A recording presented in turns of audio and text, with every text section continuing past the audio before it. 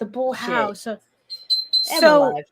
And we're live. And it's like, yeah, so it's a good thing we're not monetized, so that I can say so the word bitch got you flagged on YouTube. The word bitch. And I'm like, really? That would be demonetization? Well, if that's the case, I guess they can fucking keep it. No, I mean, it's like, look, I've been seeing some really, really crazy stuff on YouTube lately for the past like couple of months. I mean, it's like the list of words that you cannot say on YouTube or else you will get demonetized must be insane, because I'm watching a World War II documentary. Well, it's like I'm watching somebody telling a story from World War II, and they had to stop in the middle of everything to say that they cannot say the German chancellor's name. They literally had to say Hitler? It like that. You can't say Hitler. You can't say Hitler. And he had to stop because he was saying, it's like, I cannot say the German chancellor's name or else I will be demonetized. We're talking about, he's telling a story in the context of World War II, and he could not, and he is outright saying he cannot say the word Hitler. Well, doesn't fucking YouTube sound like Nazi Germany? Oh my God. I mean, it just, you know, like it was just like, it's. You ready for this bullshit? Oh yeah. Hey, good morning. It's August 14th, 2023, and this is the Ragin Twos of Vlogs. You ready, Daphne? Absolutely not, but hit it.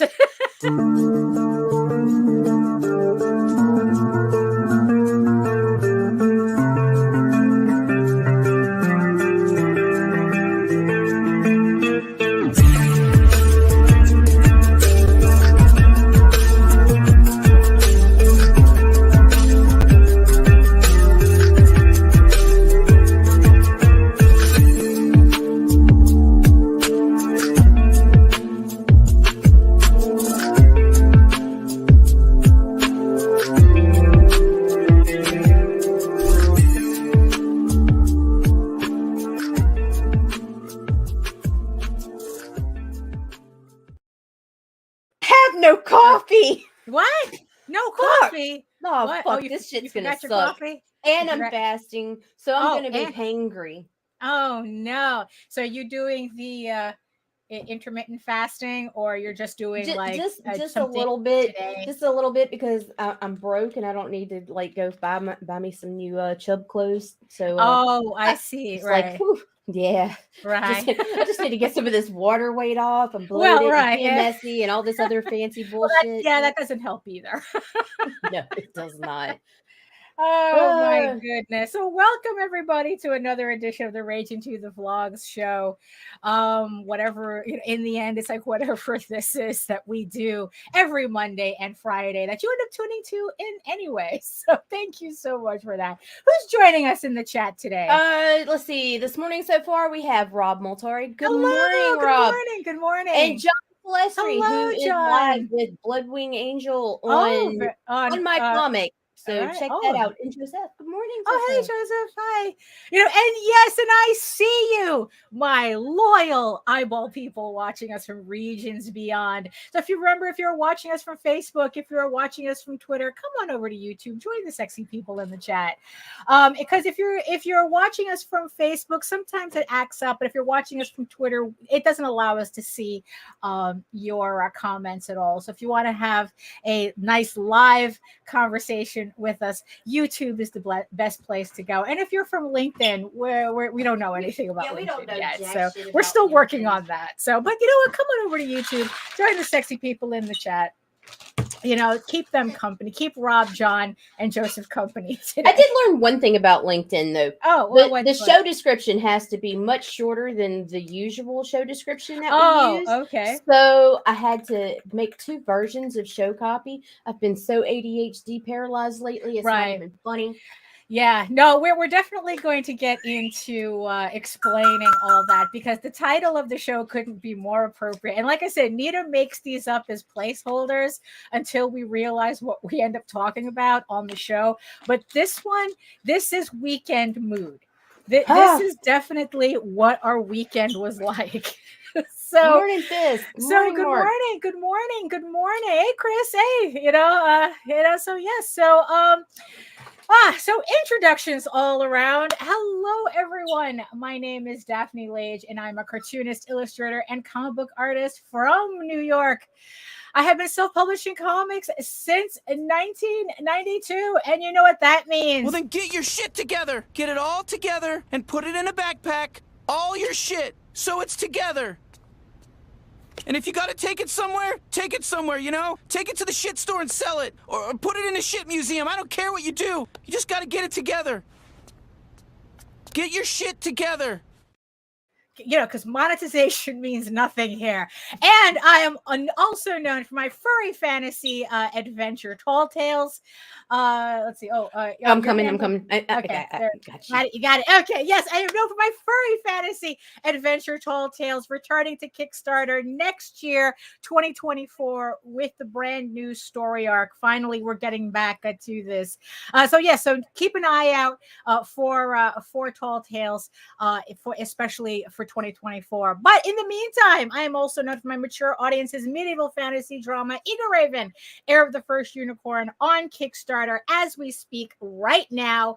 Links are in the show notes below. Thank you so much to the 109 backers who have backed the campaign so far. We are 50 backers away from I guess like the same amount of backers from issue 6. So I at least want to get to 159 backers to match the previous Eagle Raven campaign. I mean, I would really like to get to 180, but let's see what happens. A lot can happen in a little under 3 weeks with the campaign. So again, links are in the show notes below to the campaign.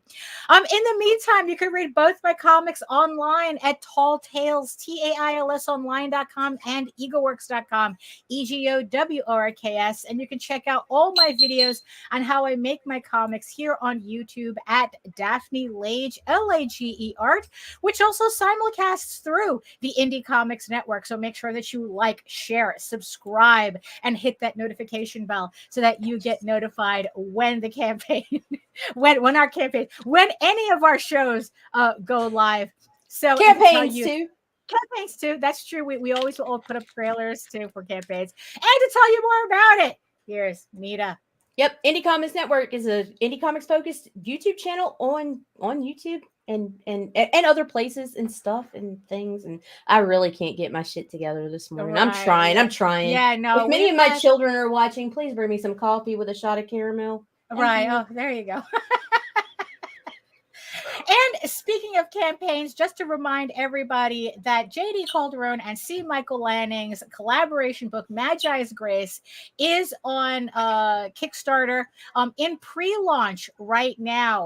It's a 4-issue miniseries following the adventures of 2 monster hunters for hire, as they are hired by a mysterious benefactor to tackle some strange goings on a seaside, a small seaside village. So Magi's Grace, the 4-issue miniseries, should be launching sometime at the end of this month. You know, when Jose is involved, you know, it's just a guess as to when it's going to go live. So make sure you hit the link in the show notes to click the notify me button so you get notified when the campaign goes live. For those of you who watched our show last Monday, you know that we had a little mishap with the Oswald Chronicles. Jose is just waiting for the campaign to be approved again by Kickstarter.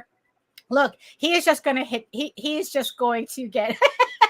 He's just going to once he gets that approval, he's just going to hit live. So once he does that, we'll tell you where the campaign is on Kickstarter and whatnot. So keep an eye out. So if you're following the Oswald Chronicles for the campaign that was supposed to go live but didn't because of a glitch, keep an eye out for that because it should be going live very, very soon. Also, as a reminder, I am going to be at Baltimore Comic-Con September 8th to the 10th, 2023 at the Baltimore Convention Center in Baltimore, Maryland. I am going to be in the Artist Alley. I have a table there. I don't have any booth numbers yet, but once that becomes available, I will make sure to tell everybody. So if you're around Baltimore around that time and you're hanging out the convention, come on over, join me, keep me company in the artist alley. It's just pretty much, it's just going to be me at the show. JD might be able to, actually both JDs might be able to, are probably going to show up at the convention. You know, I'm going to be in Baltimore a lot earlier, so that's why he couldn't make it. And Jose's coming out as well, but he's not going to be at the table. He's going to be roaming around. So if you know, so yeah, so yeah, it's just going to be a fun time overall. And JD Rosario is probably going to be there too now. I mean, everybody's just all of a sudden, you know, being a copycat, and everybody wants to be. Baltimore's the place to be. So. Morning, Bess. Oh, hello, Bess. Hello. So yeah, so that so make sure that you save the date for Baltimore Comic Con as well.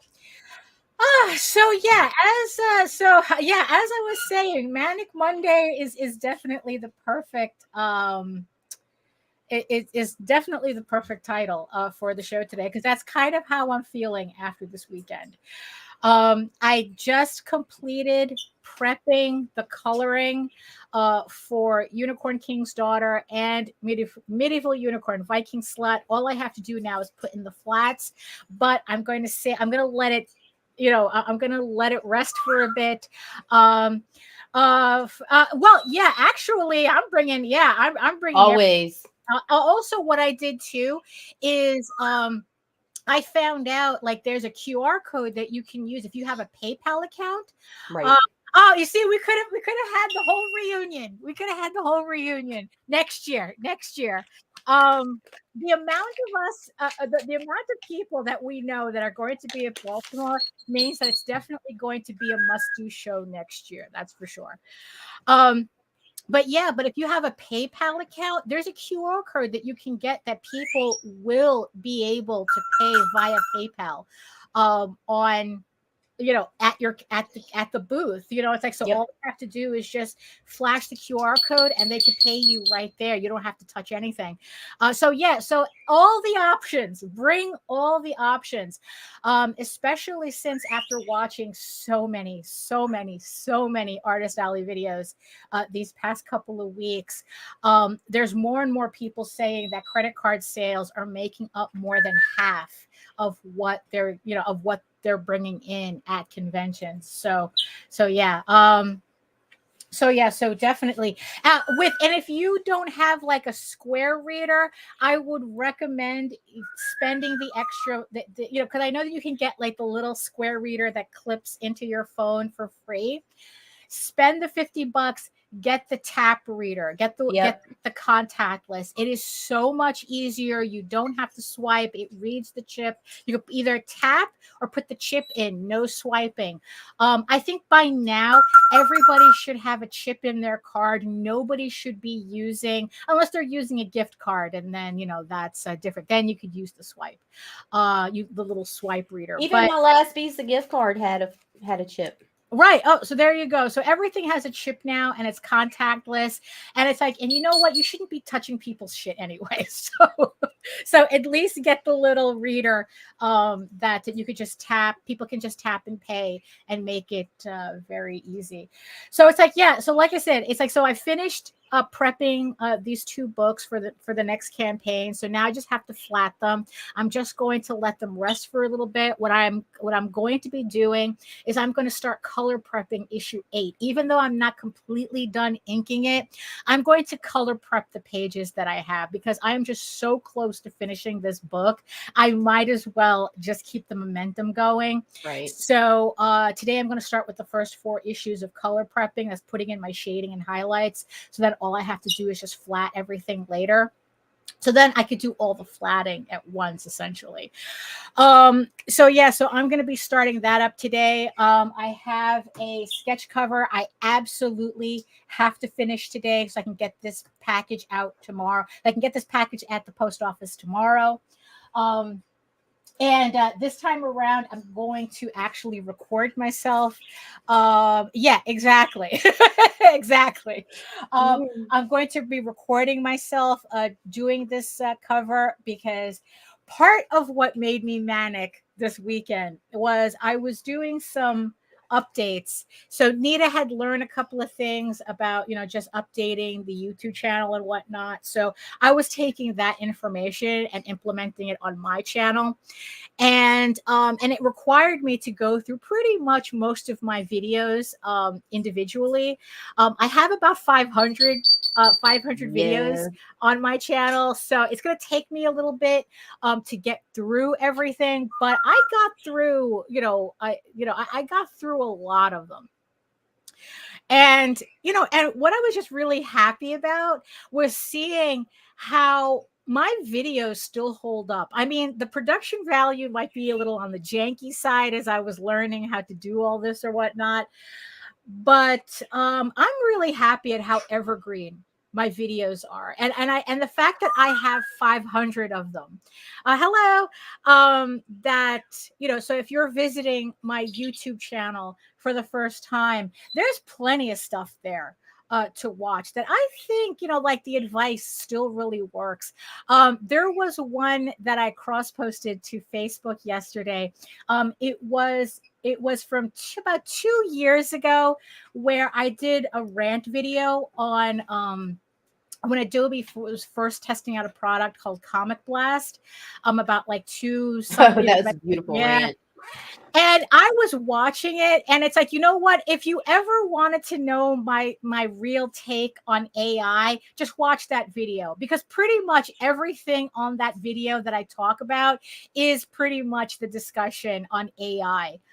As well, aside from like certain details, like AI being built on stolen artwork and all that stuff. But you know what? That's neither here nor there. The general idea as to why I'm kind of, like against this type of technology in a certain way, it's explained in that video. So if you follow me on Facebook, the link is there, or you can go to my YouTube channel. Just find the video that's Adobe hates comic book artists, and check out that video. And like I said, pretty much my opinion on AI has relatively stayed the same after 2 years. So that was like pretty interesting. And what's funny is that what I noticed too is that it's like I was like, I felt, it's funny, at the time I didn't feel like I was, but looking back, it's like I kind of remember, it's like, wow, it's like I was kind of like a lot less uptight doing videos than I am now, which is kind of funny to say, considering You were so chill. yeah, I mean, like I would be doing videos in my pajamas. I mean, like I wouldn't even be bothering. It's like, I would be doing like these, drawing videos, and it's like, and you could see my pajama sleeves, like, I mean, yeah, I know it's ridiculous. I was reading an article about that, where, so it's like, yeah, I was just a lot more. It's like I said, looking back, I know I didn't feel like that at the time, but like, now I'm like going, damn, it's like I was just recording videos left and right, it's like, so what the heck? And I just think that just doing live streams just made it a lot easier for me to put up content without putting up content. Although the thing is, though, the way the algorithm works is that it much, much, much prefers recorded shorter videos than it does live streams. And I do notice that every time I do a recorded video, no matter how inane, it does better in numbers than if I do put up a live stream. So that's something that I am in the process of getting back into. It's like, so like I just like this weekend I put together, speaking of janky, so because I have to fix it a bit because it really is janky. So this is my previous phone, So luckily now when you upgrade your phone, they allow you to keep the phones now, as opposed to in the past where you were literally trading in your phone. You would get Right. your new phone and then they would take the old one. But now I'm able to keep the old one.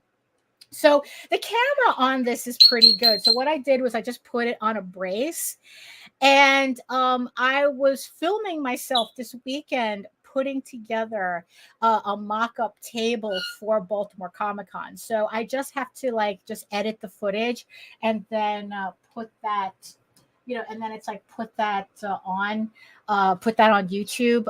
Right now it's like it's an hour of footage, about an hour, over an hour of footage that I have to like edit down to maybe like 10-20 minutes at most. But I was really surprised by the quality of the video on the, also I have like a 256 gig chip in it. So so I might actually bring this to Comic-Con to get footage of that as well. Definitely get your table. Like, yeah, exactly. show us your It's setup. like I just have to get a better because like I said, this is like really, this is the part that holds the phone is kind of like really wobbly. It seems that while I was putting it on, it cracked, the plastic cracked, so all it does is just spins. But luckily this is inexpensive enough that I could just buy another one on Amazon and just replace it. Duct tape. Yeah, no, I have duct tape on it already. Super glue. Yeah, I know. Yeah, you know what? It'll just be easier if I just buy another one.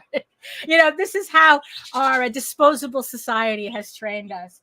So at least this one with a clip, I could just clip it to like a table, or something, and I could just film. And we're just getting into it. We're just getting into it, George. You didn't miss a thing. Although, if you wanted to see my janky video setup now that I'm using to create more YouTube videos, because it's like, that's something that I have a whole list. So, like one of the things, right, was that with this book that I am going through, the most recent exercise that the 1 hour content plan had asked me to do, that I just recently finished, was one to kind of like create a schedule for yourself as to how much content you're going to put up, and then make that schedule. So I decided that what I'm going to do is I'm going to create a video a week. I just have to get into that routine of creating a video a week. And then so that's what I figured that would probably be best for me to do, because anything else is it's just too much for me. I already stream 3 times a week. So I think that if I do one pre-recorded, one edited video every week, I think that that's just enough. So I came up with 52 topics. And so a little some extras, as the ideas came. So I came up with like 52 weeks worth of content for me to put together. So now it's just, and the video that I did this weekend was one of them, which was doing an Artist Alley prep vlog. So that's what I'm working on this weekend. And it's just trying to build, just what, I don't know, just looking at my YouTube channel again in detail like this, it just reminds me that it's like, you know what, especially in this day and age, it really is your portfolio. So honestly, I mean, yeah, especially nowadays, just if you can build up a YouTube channel, you really should. Because it's probably the most stable platform that's out there that you can link people to. And also it really allows them to really get a sense of who you are and what you're doing. Remember, and in conjunction with a main website with a domain that you own, I think that that's a good starter kit for people to like promote themselves online, just to have that kind of like main home base that you can work from. We've talked about that before. I don't know. It's like, I don't know. It's so what's been going on with you? It's like I'm here just like going on. Like and the on same thing. I've just been reassessing. Yeah. Like I've watched a few tutorials. I've been reassessing the the format of the channel, making some changes, getting ready for a couple of new shows that are coming up, just reorganizing show notes, making sure everything is up to date. I redid the link tree. Just like I've just been completely ADHD. I'm like bouncing all over. I'm getting stuff done, so I'm not in real paralysis, Right. but it's like I'm bouncing. I'm like it's bits and pieces here and there. And it's all the admin stuff. Yeah, where we've been essentially just been totally doing. taking care of that. But I did want to talk about this. What? Okay, beginning Wednesdays in October, Ooh. Heather Ellen and I will be coming back with her show, Comics, Chaos, and Sass. Oh, very nice. New Jersey, where you guys can join us, share your links. You know, we can exchange some playful banter as long as you guys keep it reasonably clean. We play along. Like, just so be sure to watch out for that. And also see Michael Lanning will be very nice with very Art nice. Style Kamikaze. When? We don't know. He has to, we don't know. That's kind of the fucking point. Hopefully I can gear him towards Saturdays though, because it's our only empty day. So, but he's going to do him. So. Right. So, I mean, because like, also the way he works too, like it could be possible that he could run one of these at like 2 a.m. or something. He very well could. So pretty much whenever he feels like doing a live stream, a draw stream, he's just going to do it. He's going to take the Jose, the Jose schedule. Just, you know what, whenever you see it is when you see it. Oh, but that's a lot of fun though. It's like, oh yeah, it's nice to see Heather get back into it. I know that she had the show for a while. And she had to it's a great show for promotion. Anybody can jump in, share your links. We'll get you out there. Yeah. We have a few of our own curated, but it would just be she struggled with it because she was having a hard time keeping up with the studio stuff while running and engaging. So that's what I'm gonna do. I'm gonna be there to run the board for her and no, yeah, that's pretty. No, that's good. That's good. Oh, I like it. I'm very excited. For that. Yeah. So again, you know, like watching. So, you know, so speaking of websites, you know, but this is all going to dovetail. Uh-oh. So, like I said, I've been spending the last couple of weeks watching all these Artist Alley vlogs, trying to hype myself up for Baltimore, which it has, to tell you the truth. You know, it's like I am kind of excited for this show. Oh, thank you. We work, you know, we work hard. You know, it's a slow growth, but it's good. You know, kind of like that cactus that we try sometimes. Yeah, that cactus that blooms once a year. So. So watching these Artist Alley videos have got me hyped up and given me ideas for the table and whatnot. But this weekend, I noticed a shift. This weekend especially, I've noticed a shift. Because now all of a sudden, I guess like since I did my table and I pretty much have I have everything that I'm going to take with me packed up.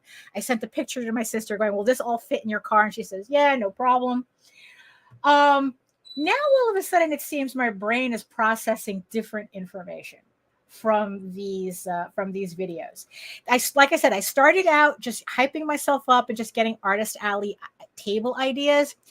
Now something else is happening. Now all of a sudden my brain is like going, you know, you're watching videos of all these girls because they're in the end they're all mostly anime conventions. It's very rare that I come across a guy doing an Artist Alley vlog, or at least what comes up in my recommendations. Well, that's because they just slapped their shit on the table. Yeah, exactly. You know, and it's like, you know what? It's like a lot of these girls are literally just girls who started their businesses like a year or two ago. Pretty much a lot of them started their businesses during COVID. Right. You know, and it's like, and it's just really funny how it all literally took just having a really good printer, but even then, like a standard $80 printer you get from Staples, and a cry cut machine, and all of a sudden these girls have a little home industry going on.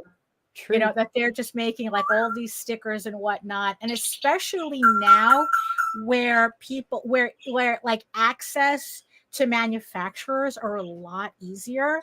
You know, so it's like now it's like it's a lot easier to get stuff like acrylic charms made and lanyards and you know enamel pins. It is just like so much easier to kind of like get an elaborate set, you know, to end up with an elaborate set. Well, it looks elaborate, right? But it's just that you can get like all this different quality of merchandise at an incredibly reasonable cost. I mean, not like before where it's like you literally had to wholesale order everything. And it's like now it's like I was looking at a manufacturer of Vogue Race, which a lot of these anime girls use.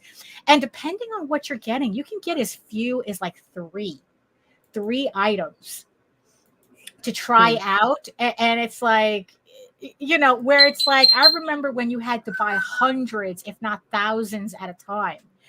So yeah, so have printer, have cry cut will travel, right? Yeah, right.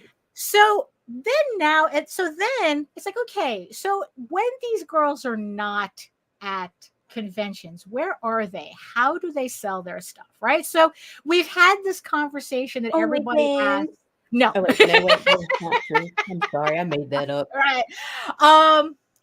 Where you know, there was this whole thing. It's like, okay, it's like, you know, it's like, Daphne, Nita, I have a store that I'm putting up, but how do I get people to my website? How do I get people to my store? And you know, of course, our very professional answer is, well, you tell us when you fucking tell me, man. We don't know. You know, I've been trying to figure this out too. Well, I think I might have found out something. Whoa. I think I might have found out something because of these. Well, because of tell these everybody. Videos. No, well, it's just between us. It's just Okay, between us, okay. just so you know. Just so you know. All So this is just between us, you know. It seems that the secret to everybody's success in getting people to come over to their website and their own store is having an Etsy store first. Oh, wait. I can't reach you. I don't want to do more work, Daphne. Yeah, well, you know, yeah, that's kind of how I felt in the beginning, because it's like that's when it's like no, really though, really, that's what I keep seeing at these, because I think what it is, well, you know what, we'll get into more detail with that. So what it is that, because like I said, it's like after watching all this, I ended up with this. You know what? I took a wrong turn at Albuquerque somewhere in my career. I took a wrong turn, you know? No, because when we were young and dumb and full of shit, aspirations, it wasn't this simple. It wasn't a one-time expense of buying the machines to fucking do it. Like you said, that's true. You had to get that shit in bulk. Now you have the ability to reasonably, within reason, for some people it's within your finances, to buy the fucking machines and manufacture yourself at home. Right. Yeah.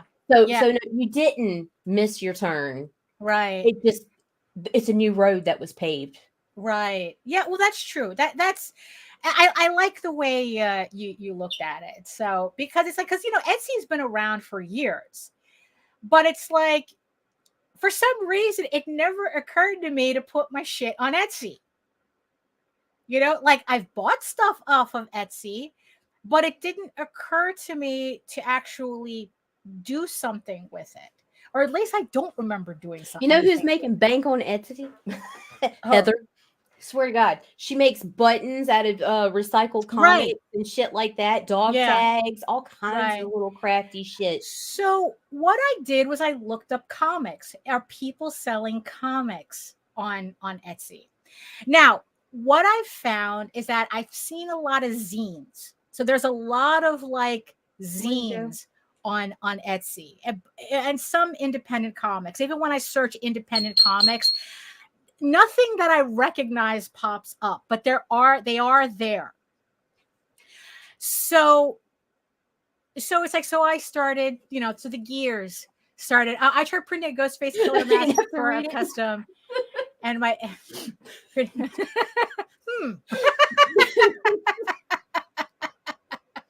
it's like, no, that's a glitch. That's a glitch.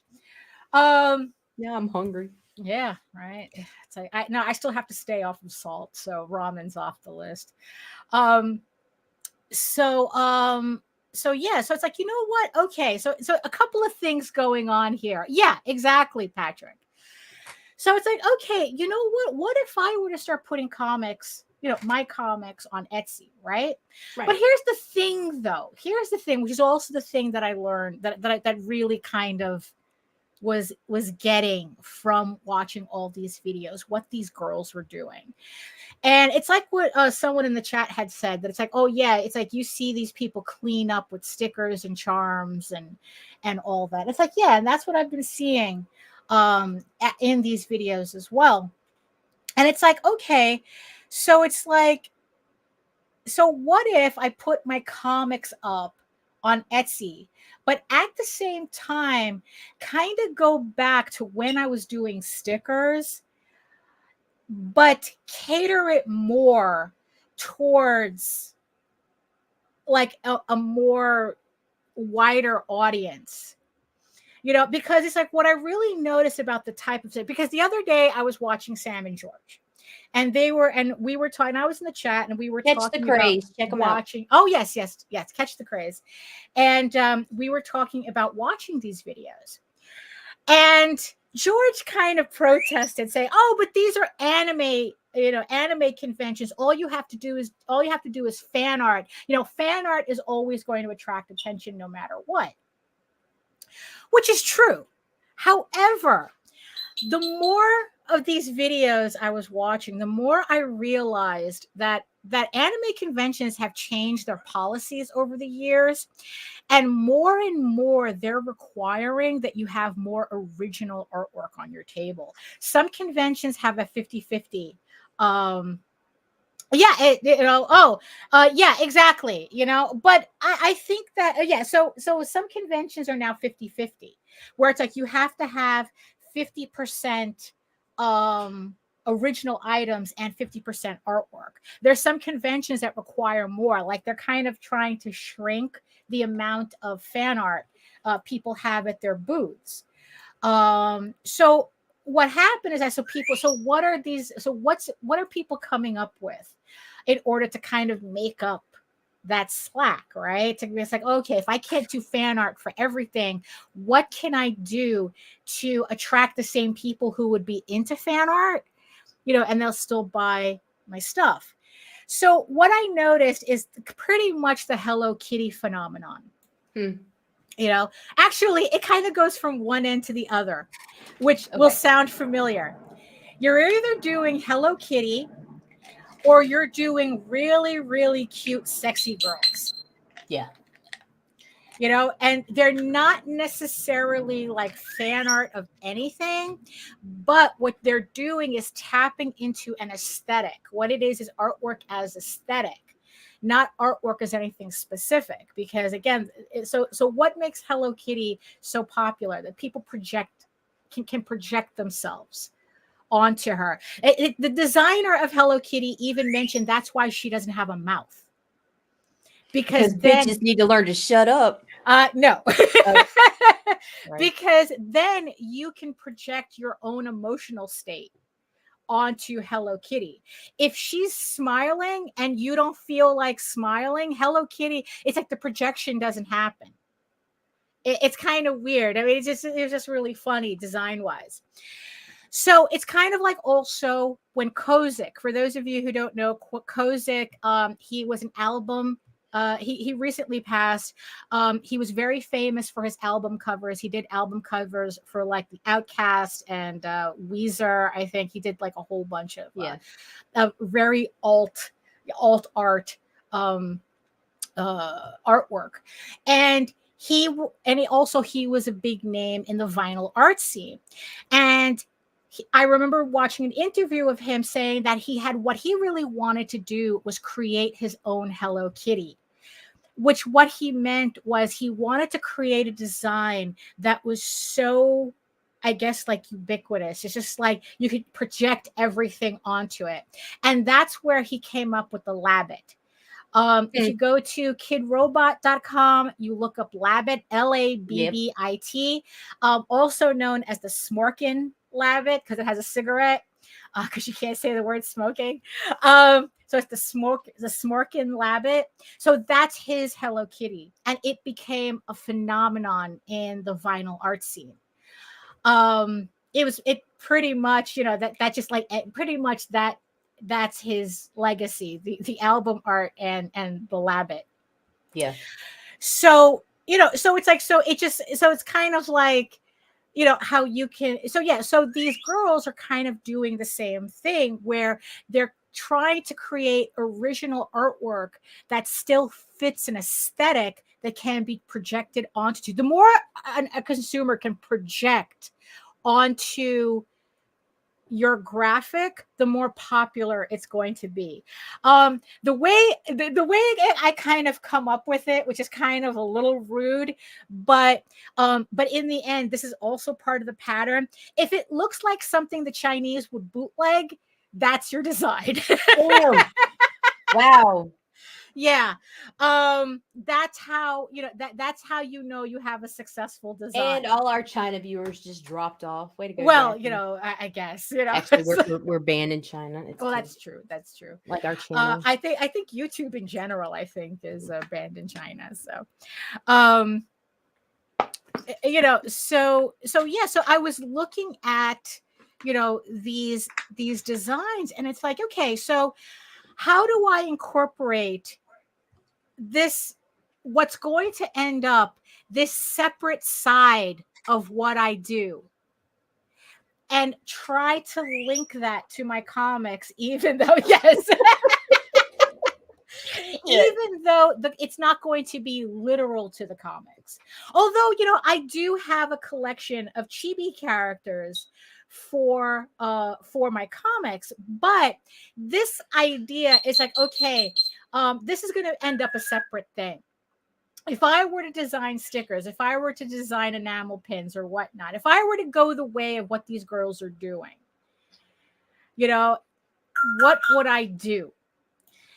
And this goes back to me going through my YouTube channel, because then I started hitting my Inktober videos when I was doing the prompts. I think I did Halloween. I did one Inktober, and there was another Inktober that I was trying to do as well, but I didn't get through. And what I realized was that, I would, yes, you see, Vess, that's part of it, because it's like, especially because we've seen this on Kickstarter as well, that how to do fan art without doing fan art is you put your characters in cosplay.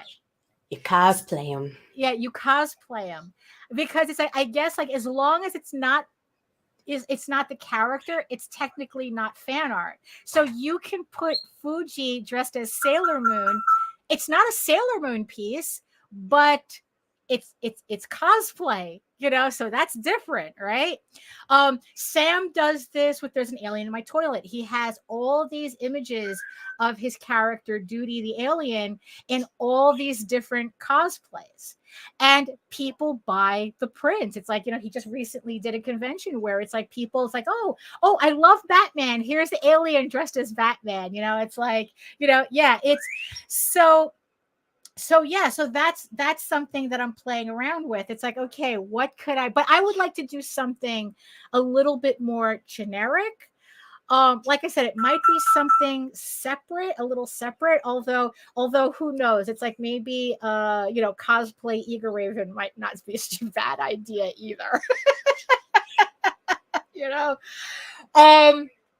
Maybe taking the Tall Tales group and like remaking like Lord of the Rings stuff, but with them in it, Yeah. I mean, just I don't know what, whatever, like it's, exactly. So it's like you have Pulstober where, that's cosplay. So, and actually Pulsey is like a really good example of like your Hello Kitty character, right? Where it's like, this is a character that everyone can project on, and to have the cosplay, like you could probably I don't like, have you done stickers with Pulsey cosplay? Because it's like, well, you did say that your stickers did do better on Etsy too.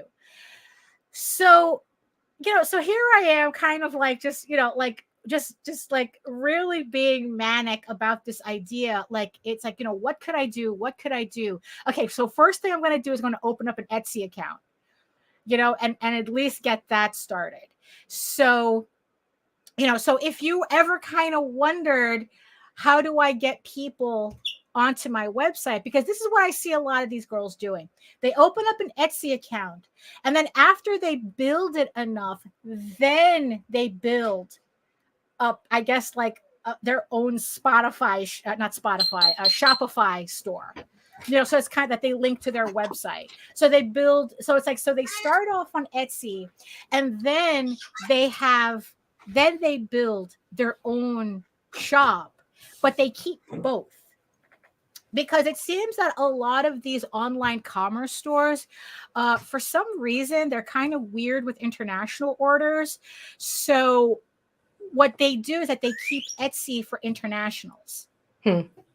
Like, yeah, I guess Etsy figures out the whole, like, like the VAT taxes and shit like that. Like, I don't know. It's like the crap that none of us really wants to deal with. So Etsy, they keep for international orders, and then they start like training their audience that they built on Etsy to shop on their store. Usually what happens is that they'll have stuff on their store they don't have on Etsy. So it's like, so it's like, oh, like that, like they'll post an entry on Etsy saying, I have exclusive merch on my main store, and that kind of creates, but you have to build your thing on Etsy first. And it finally hit me as to what the deal was. Remember, like a while ago that I was saying that, if only that there was a way that we can kind of like, it's kind of like having stuff on Amazon, where it's like everybody has an Amazon account. So it's like you have to have a place where it's very easy for people to send people to. I think we were talking about like webtoons. If I were going to do a webtoons, I would need to have a place that that same audience has accounts on, in order, like, so everybody has an Amazon account, right? Right. How many people do you think have Etsy accounts already? Like, especially these kids, especially like if you're trying to sell to a younger demographic or whatnot, like say the webtoons demographic. I am. That's why you're my favorite. Thank you. That's you life-saving mana.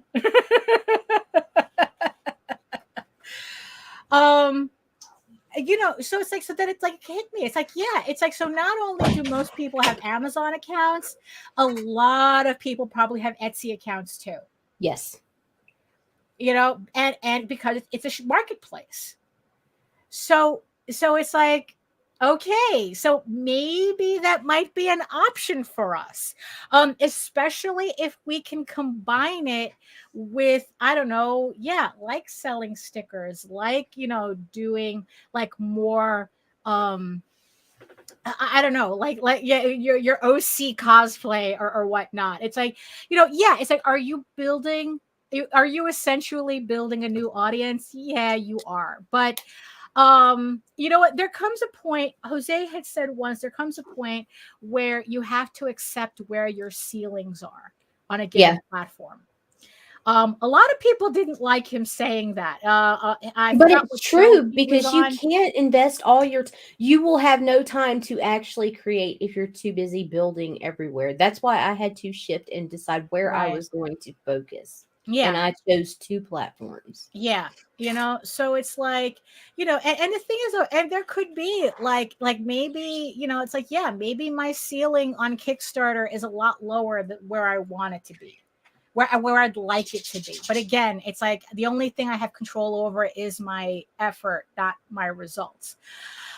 That's, but the thing is, though, that is something, it's like, Facebook Marketplace, I don't even consider at all. That's literally just, I don't know. That's people finding garbage in their house and just. I found a Papazon on there that I was like so stoked about, because it was a massive double-seater. Drove out in the middle of the worst neighborhood in Baton Rouge to pick it up.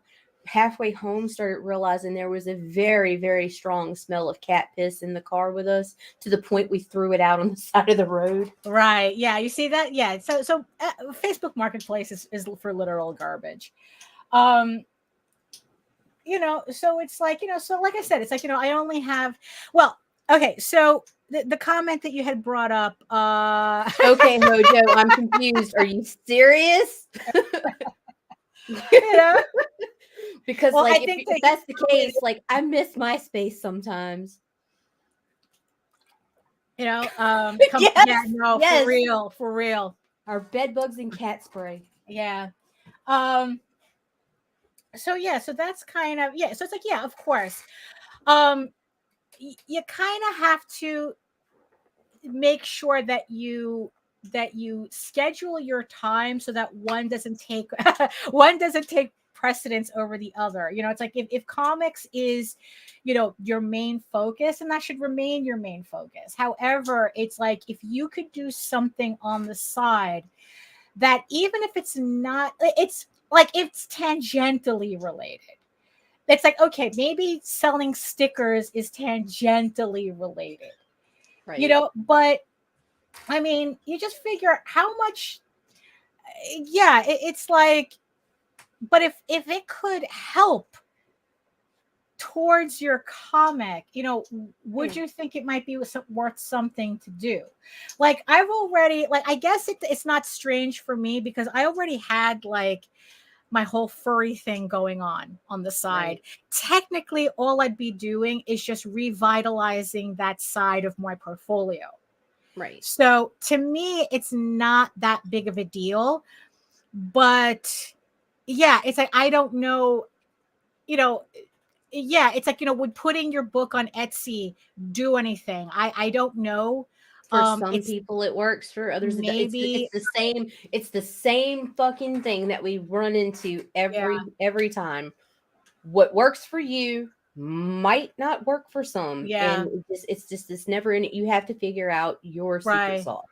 Yeah, exactly. So it's like, so that's kind of how I'm thinking about it. I'm just revitalizing the furry side of my portfolio, and trying to kind of like use that to parlay into something to the comic. But here's the thing though, if the furry stuff, if all of a sudden I can make money selling House of Bob stickers back on just by selling House of Bob stickers on Etsy, I think I'd be okay with that too. Well, you wouldn't be able to sell House of Bob stickers on Etsy from what I've seen recently. They're cracking down. Well, I mean, I would have to do them a very, more cheesecakey. Like I said, the one girl that I was watching who did kind of like sexy demon girls. Like I said, if I concentrate more on aesthetic. How I ended up with Hookers and Blow. Yeah. It's like, it's more of an aesthetic that you're selling.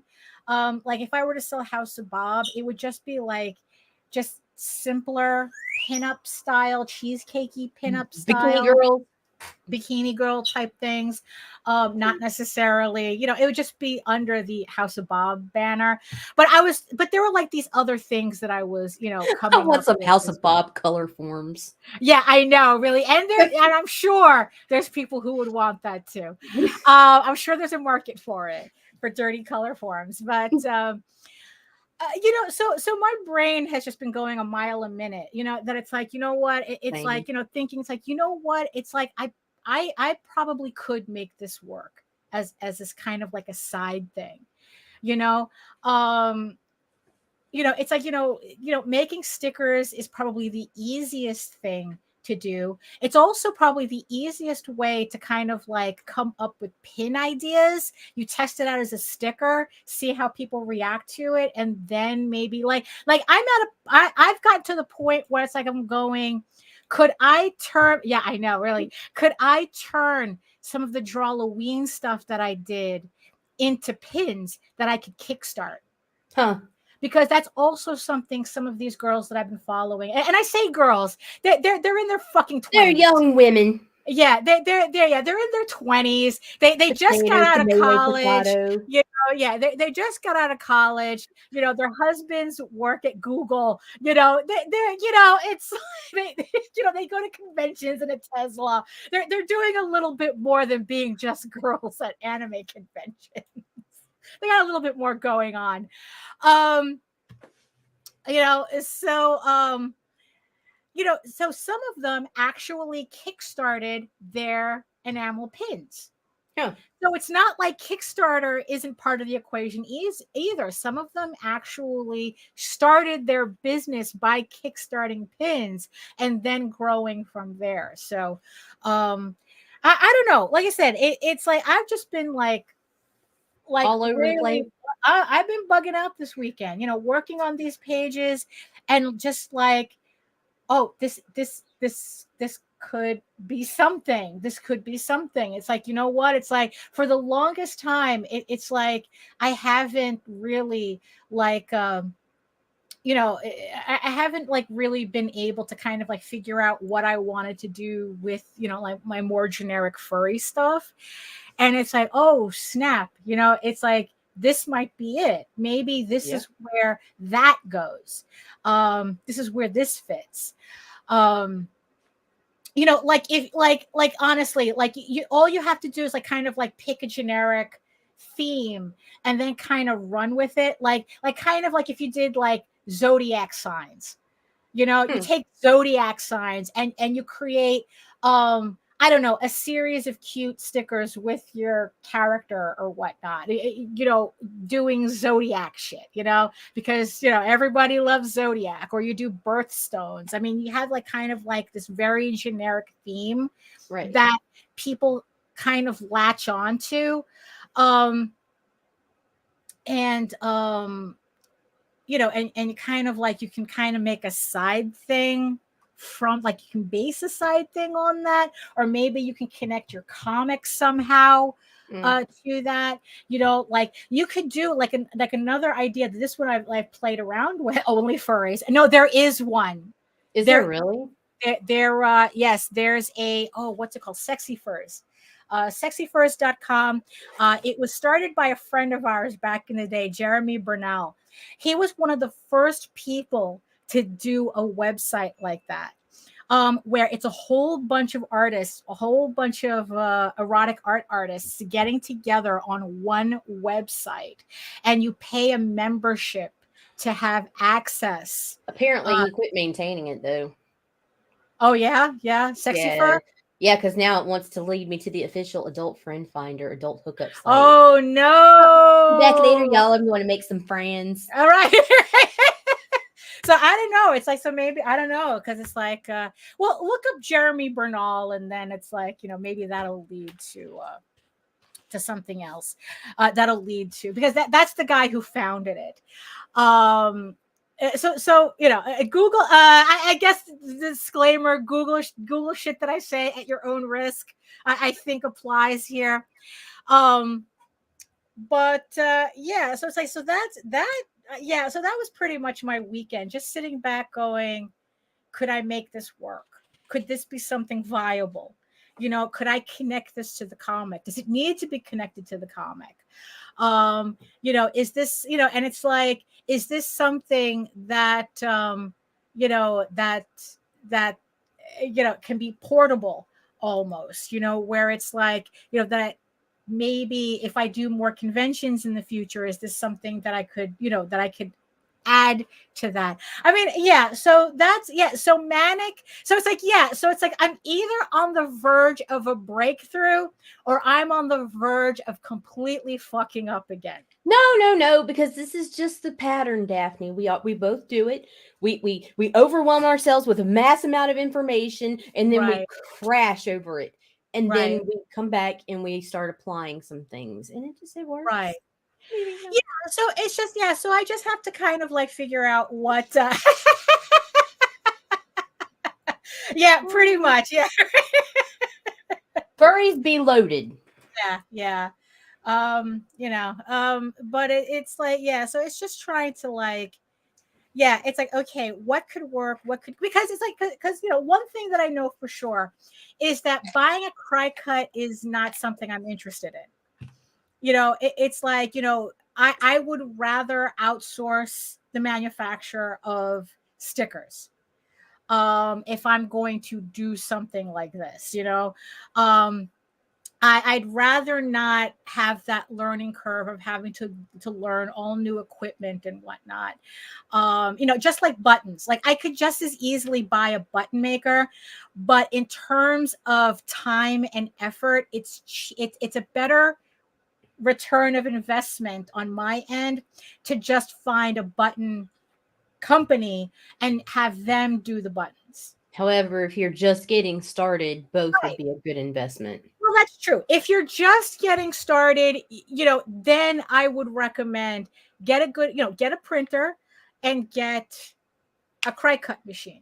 Yes. And start from there and start experimenting with, with designs. It's like, and remember, the Hello Kitty. It's like you're either remember Hello Kitty or sexy Hello Kitty. It's like something like that. Hello, pussy. There is an aesthetic to making these types of things. And remember, Kozik, he created a Smorkin Labbit. It's like, that's Indie Comics Network is a Discord. No, we do not have Discord. We do not have a Discord. I really don't like that platform. I hate Discord. It always fucks up my computer.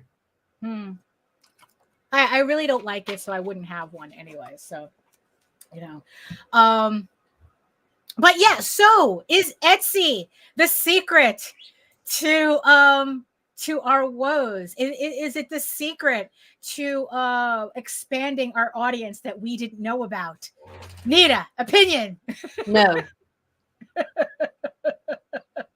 That's my opinion.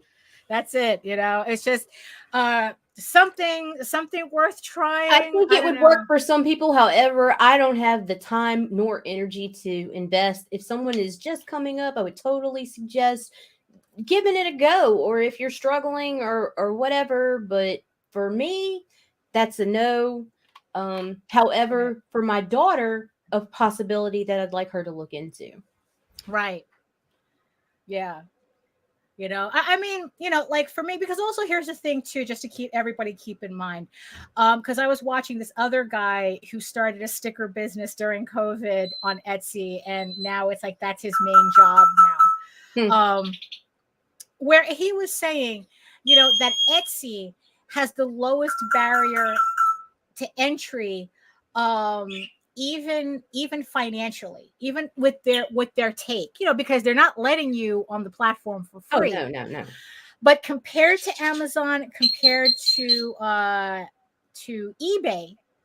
Etsy has the lowest fees. Yes. And it just has the lowest barrier to entry. So he says it's like, what, even though there are some criticisms that people have about Etsy, what else is available? What, you're going to go to Amazon, you're going to go to eBay where they actually take more money away from you. Remember, I like this comment. Remember, there's always a new secret every week. Well, here's the big secret about those new secrets that pop up every week. By the time we catch on to something as a trend, we've probably already missed the bus. Yeah, that's something to don't think. Always look back on what other people have done or are currently doing that's spiking, true. Because the moment you do that, you're going to be just chasing your own tail. Well, that's true. I mean, that is something to keep in mind, and that's why it's like I'm kind of like, I'm not going gung-ho into this. I'm not going. It's like I think that it's a small enough step that I mean, it making dip your toes in and see what happens, but don't go in full investment. Don't jump all in. Right. Like don't buy a cry cut if you think that in the end you're not going to use it after a week. If you're not what you do is you go to Sticker Mule and you buy a few fucking of your stickers, or not, or there's a bunch. There's a whole bunch. I'm not sponsored by Sticker Mule, but Sticker Mule is my favorite because I like the quality of their stickers. Yeah. But anyway, just and then throw that on Etsy and play with the idea, see what happens, but don't go investing in the equipment and the extra time to do it yourself just yet. Right. Like if you have a printer already, if you have a cry cut already, Right. No, if You you know? already own this shit, fucking go for it. Right. Yeah, exactly. It's like you can play around with it. It's Right. like me, that's not where it's like that's not what I want to do. I don't want to invest in equipment. It's like Right. I'd rather collect manufacturers. But I think on my end, the most important place that I could put my energy into, instead of learning a new machine, is actually trying to come up with designs that I think would work. Yeah. Because in the end, that's what it boils down to. You can't just throw up just anything. The designs have to resonate somehow, Right. whether it's a meme parody or it's cosplay or again, like I said, something generic like Zodiac or tarot cards. It's like tarot cards is something that could be like really good mini prints. Right. And it could have your characters in it. But if you design something that's really, really pretty looking, again, aesthetic. We're talking about aesthetic here. So, I mean, yeah. So so I'm going to play around with the idea more. Like I said, it's like, look, it's like I open up an Etsy account, put some comics up there, put some of the stickers that I have already, see what happens. The worst that happens is that nothing happens. In the end, I mean, it's not like Etsy kicks you off as far as as far as I know, if you don't make sales, Right. so it's like, it's something that I can build if I see that it has potential. But it's like, honestly, I'd rather build, very nice. Very nice. Yes. I would, tarot cards are always fun. Like I think that I would rather put a little time trying to see if I could build an Etsy rather than like say Twitter or trying to make Instagram to make sense to me. It's like, again, it's like focus on the platforms that you see working for you. Don't try to force blood from a stone. If a platform's not working, move on. Move on. Yeah. But not necessarily Etsy, but social media platforms. I always do encourage squatting your brand. Right. Squat your brand, dip your toes, see if you gain traction easily. See if that platform will work for you. Right. And if not, you're covered because, like, you pissed everywhere. And throw your link tree over there so they can find you other places that actually do work for you. There you go. So, so I guess that would be your final thoughts for the hour. Yeah. I think, I don't know. I think we threw out. Remember, this is all between us. This is all between us. And if if anything that we say you kind of see working, later on, come back into the chat and tell us to see. You're like, yeah, look, you ain't too stupid, bitches. Right? Yeah, exactly. See, tell us if you gained any traction with anything that we said today. It's like. Because well, look, everything that we talk about, we've learned the hard way or watched other people learn the hard way. Yeah, right. So there you go. Your mileage will always vary, but I hope something works for everybody here. So anything else, Nita, before we go? Tune in this afternoon for Fyke It Let's Draw at 5:30 p.m. Eastern Standard Time for Rodney Fyke and his draw stream. And tomorrow night at 9 p.m. Vic has moved to a new time slot with his show I Need to Art. And let's see, that's all I got right now because I'm just in a space. I'm in a space. Yeah, exactly. Yeah, we're kind of like, there, wherever it is that we are. I know exactly where we are. Yeah, exactly. That's exactly. And if you want to learn more about me and my artwork and everything else, but before I go into that, because again, my brain's, thank you everybody in the chat for joining us. Thank you so much for tossing in your 2 cents as well. And thank you so much to the ever loyal eyeball people who have stayed through the entire hour. I hope you got something out of it as well. And like I was about to say, if you want to learn more about me and my artwork and all my other stuff and whatever whatever nonsense I'm getting myself into, you can head on over to my main portfolio site at egoworks.com, EGOWORKS, where you can find links to all of my galleries and social media sites, but I mostly post to Facebook if you're interested in seeing sketches and current work in progress and live updates. And remember, you can also catch me here on YouTube for all my videos and my semi-weekly art live stream Wednesdays at 4 p.m. Eastern. Yeah, I'm just gonna say it like that. It's like, I try to do it. I try to do it every Wednesday, but you know what? It's semi-weekly. When I run it, and I think this coming Wednesday should be okay too. And remember, you can read Ego Raven, Air the First Unicorn, for free, uploading every day, Monday through Friday, so you can check out the series before you head on over to the Kickstarter and support the campaign that way. Remember, Ego Raven issue 7 on Kickstarter right now. But if you prefer your fantasy to be more of a furry Lord of the Rings adventure, you can follow the link over to Tall Tales, TAILSonline.com. And not only can you read the first 20 issues of Tall Tales for free, you can catch up on the latest story arc, Tears in the Mother, which is also currently uploading Monday through Friday. So thank you, everybody, for joining us on this Monday, which I'm glad was in the title because I was about to say Friday because, who's keeping track of time, right? So thank you again, everybody, for joining us. And in the words of the ancients, eat your food, moisturize, mind your business, and do the work. Because when you actually do the work, you never have to fake any of your accomplishments. Thank you so much again, and we'll see you next time. Bye.